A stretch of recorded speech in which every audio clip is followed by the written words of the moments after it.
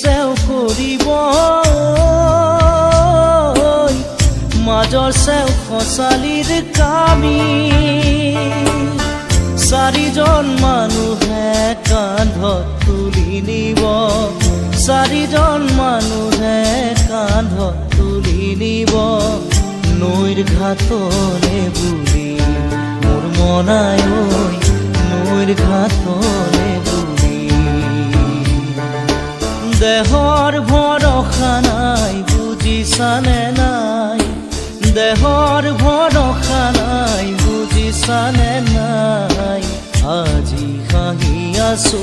ক'বতো নোৱাৰো।